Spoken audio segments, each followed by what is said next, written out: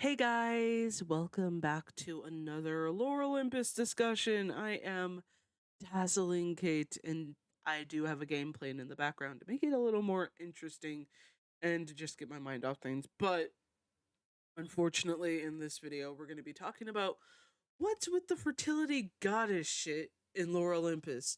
Now, I read one of the latest chapters, and I just gotta say, what is with Rachel's need to push out the narrative of this like fertility goddess bullshit? It doesn't really appeal to me.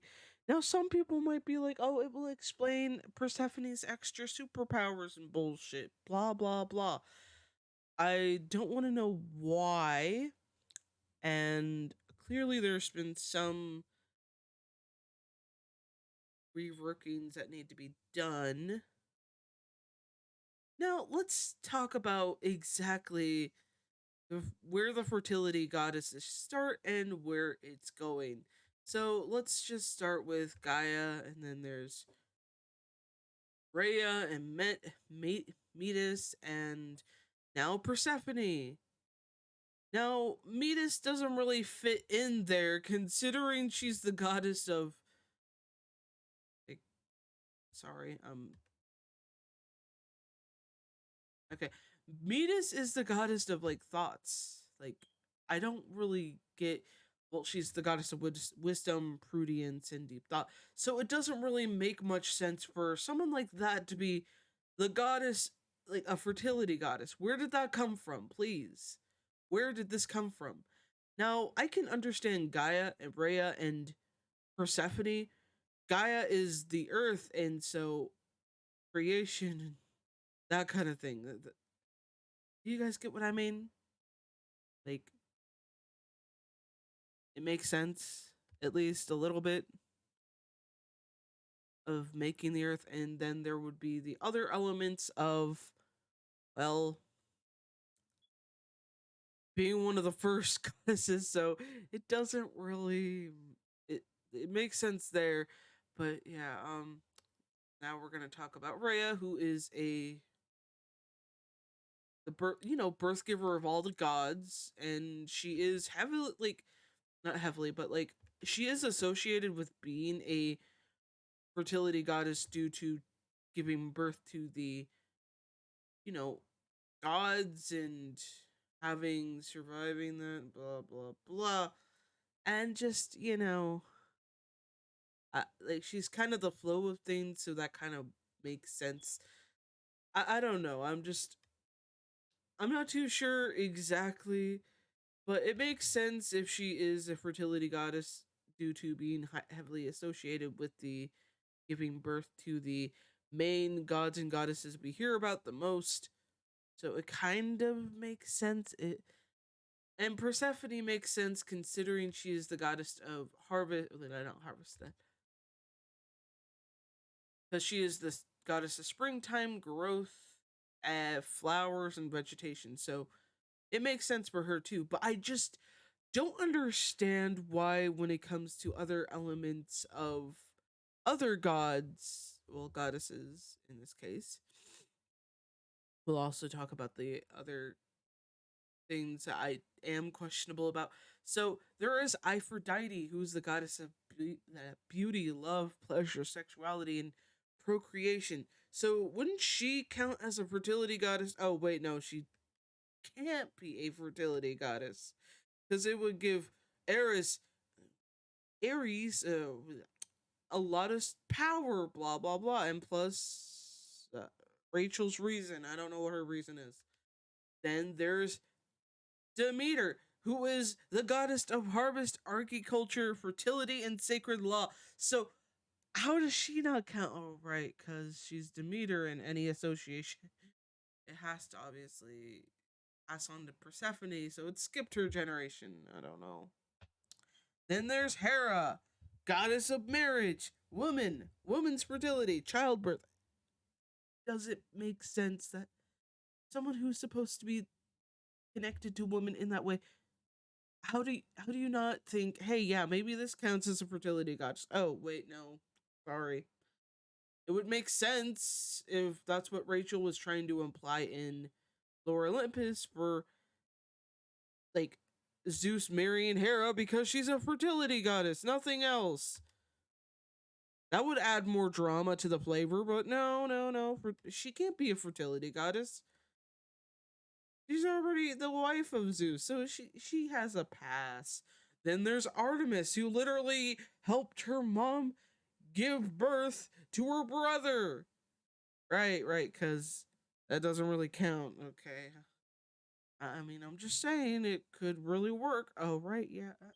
And don't even get me started with the male gods, like Hermes, who is associated with male fertility. Dionysus, who is the god of wine, grapes, and festivity, and he is associated with the vine and male fertility. So we're not gonna go into that. No, no. Okay. Priapus, Priapus, who is a rustic god of fertility, protection of livestock, fruits, plants, gardens, male genitalia. I most likely didn't say that right, but you guys get the picture. Why aren't they fertility gods? Oh, right, because it's only women, always will be women, and even with the ones who are actually associated with fertility, you can't expect them to be fertility goddesses, even though we have a goddess who is literally the goddess of wisdom who doesn't really do shit. Like, how is she associated with fertility? Someone, please tell me. Please. Please. Does it not make any sense? It really doesn't make any sense. I'm just getting to this point where I'm exhausted. I'm trying to make sense of it, but I can't, and there's so much we can do with the potential of characters, especially Persephone's character, and then you have other characters who, actually are fertility goddesses in real life. Artemis, Hera, Aphrodite. Come on. Come on. Where's right, because we can't have them being powerful because that would take away personality traits from Persephone. That would be terrible. Like, come on. Why does this not all make sense? Please amuse me. Why? Why?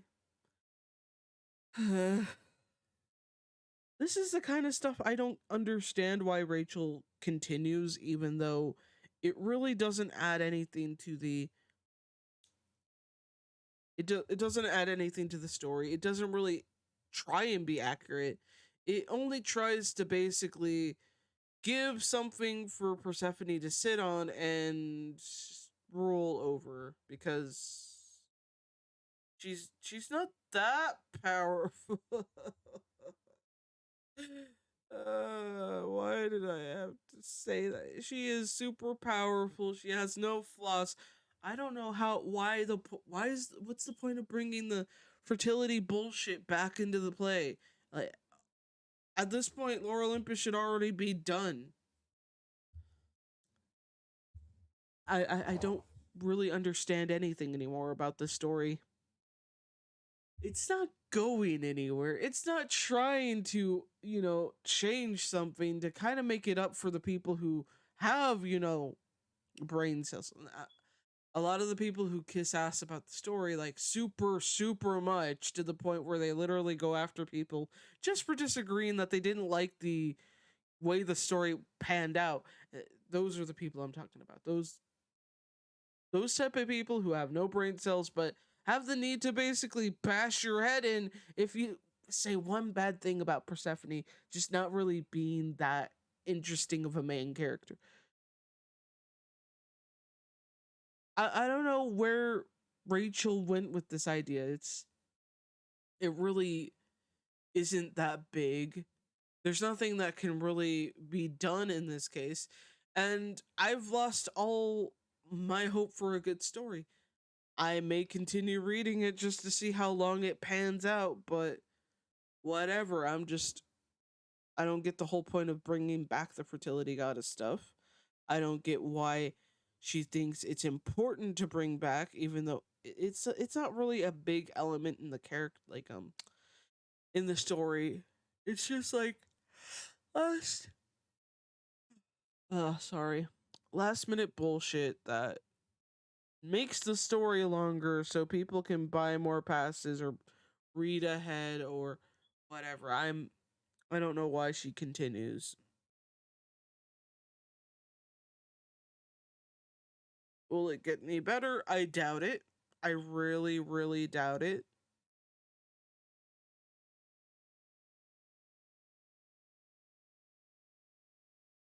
But what are your guys' thoughts on this? Like, why is the fertility goddess thing being played around with? What is going on with the plot at this point? Why should it matter? That kind of thing. It really isn't going anywhere, and I don't see the plot of the fertility goddesses coming into play. And even if it was gonna be put more into the story, there's really not much there to give us anything. It's just like, oh, she gets more powers than the other god, so of course she has to have it. I hate everything about this story. There's nothing amusing about it. There's nothing to stay here for. In fact, I really wish that Rachel would actually put time and effort into understanding.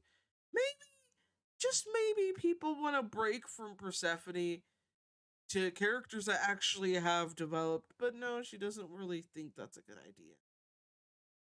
Is the fertility goddess situation that important? Not really. Will I want to read and continue to read because of this new plot point? Not really. Will it do anything to change Persephone's way of perceiving herself and actually do something about, Apollo being an asshole? Not really. It's just there to look cool. Basically, think of the most cool looking soda pop, and then you drink it and then you realize it's shit. That's what the whole situation is about. It's shit. It just looks pretty. It just tastes like shit. And there's nothing else I can say about it. Will it make any difference in the plot whatsoever? Again, no. It won't do shit. But anyways, guys, I had a fun conversation this time. Hopefully you enjoyed, and if you are new here, please hit that subscribe button. And I will see you all in the next video. Stay safe, stay cool, and stay hydrated. This is Dazzling Kate signing the hell out of here.